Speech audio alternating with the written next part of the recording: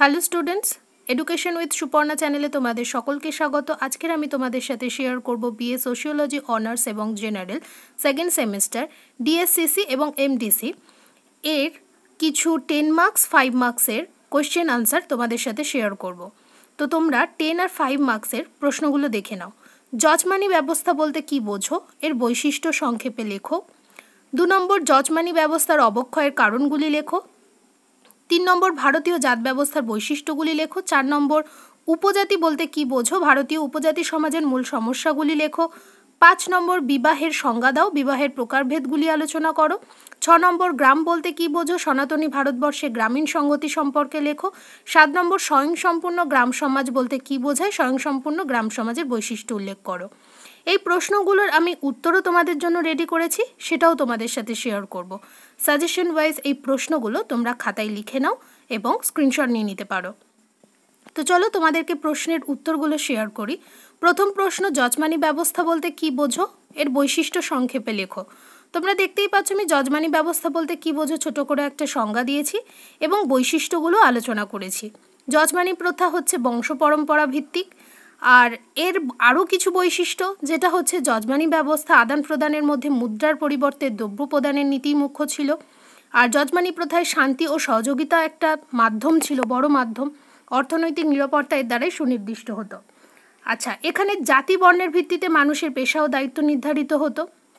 তোমরা এই বৈশিষ্ট্যগুলো এখানে লক্ষ্য করতেই পাচ্ছ।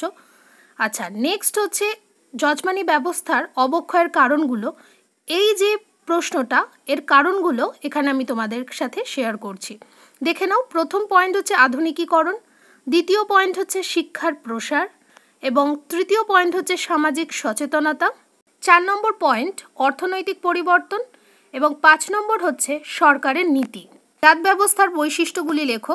প্রথম বৈশিষ্ট্য বংশানুক্রমিতা, দ্বিতীয় বৈশিষ্ট্য অন্তর্বিবাহ, তৃতীয় বৈশিষ্ট্য খাদ্যাভ্যাসে বিধিনিষেধ, চতুর্থ বৈশিষ্ট্য বৃত্তিগত বিভাগ।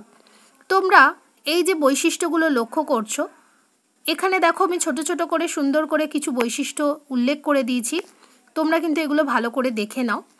আচ্ছা, 5 নম্বর বৈশিষ্ট্য হচ্ছে আরোপিত মর্যাদা, এবং 6 নম্বর বৈশিষ্ট্য হচ্ছে সামাজিক নিয়ন্ত্রণ। নেক্সট যে প্রশ্ন, সেটা হচ্ছে উপজাতি বলতে কি বোঝো। দেখতে পাচ্ছ উপজাতি বলতে কি বোঝো একটা ছোট করে সংজ্ঞা দিয়েছি। তারপরে হচ্ছে ভারতীয় উপজাতি সমাজের মূল সমস্যা। তো সমস্যাগুলো তোমরা দেখতেই পাচ্ছ, শিক্ষা ও স্বাস্থ্যের হার অনেক কম, আধুনিক সমাজের প্রভাবে উপজাতিদের সংস্কৃতি ঐতিহ্য হ্রাস হয়েছে।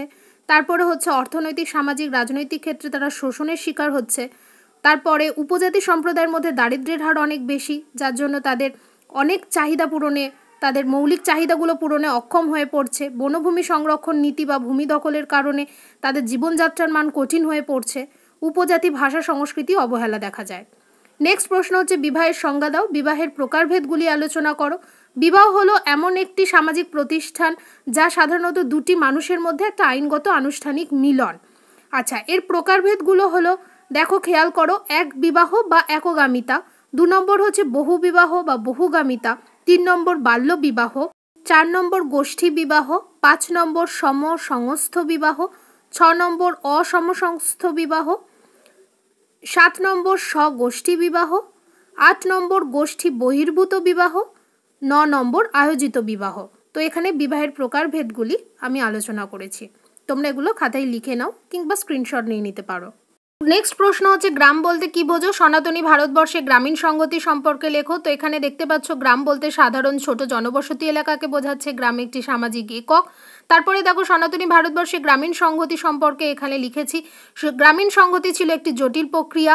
তারপরে হচ্ছে দেখো এখানে আমি একটা ছোট করে উপাদান দিয়েছি, যেখানে 3টে উপাদান আমি এখানে উল্লেখ করেছি। তারপর গুরুত্ব এর মধ্যে দিয়েছি, যেখানে 3টে গুরুত্ব এখানে দেওয়া হয়েছে। সনাতনী ভারতবর্ষে গ্রামীণ সংগতি ছিল একটি জটিল ও বহুমুখী ধারণা, এবং হচ্ছে এটি অর্থনৈতিক ও ধর্মীয় জীবনে একে অপরের ওপর এটা নির্ভরশীল ছিল। আচ্ছা, নেক্সট প্রশ্ন হচ্ছে দেখো স্বয়ংসম্পূর্ণ গ্রাম বলতে কি বোঝায় এবং স্বয়ংসম্পূর্ণ গ্রাম সমাজের বৈশিষ্ট্য উল্লেখ করো। তো স্বয়ংসম্পূর্ণ গ্রাম হচ্ছে নির্ভরশীল একটা জীবনযাত্রা, আত্মনির্ভরশীল জীবনযাত্রা। আচ্ছা, এখানে বৈশিষ্ট্যগুলো দেখো উল্লেখ করেছি, স্বয়ংসম্পূর্ণ গ্রাম সমাজের বৈশিষ্ট্যগুলো আমি এখানে উল্লেখ করেছি। 10টা বৈশিষ্ট্য তোমাদের সাথে শেয়ার করছি, তোমরা এগুলো দেখে নাও। আচ্ছা, আমি যেই সাজেশনগুলো দিলাম এগুলো ভীষণ ইম্পর্ট্যান্ট। আমি যে শুধু প্রশ্ন দিয়ে দিলাম সেটা না, তার সাথে সাথে আমি তোমাদের সুবিধার্থে আমি উত্তরগুলোও দিয়েছি। আমি 5 মার্কসের মতো করে উত্তরগুলো আমি রেডি করেছি। আর এই প্রশ্নগুলো কিন্তু 10 মার্কসেরও আসতে পারে, 5 মার্কসেরও আসতে পারে। তো তোমরা সেটা সেইভাবে তোমরা নিজেদেরকে রেডি করো। আচ্ছা, নেক্সট আমি তোমাদের সুবিধার্থে আরও ভিডিও আমি আপলোড করব।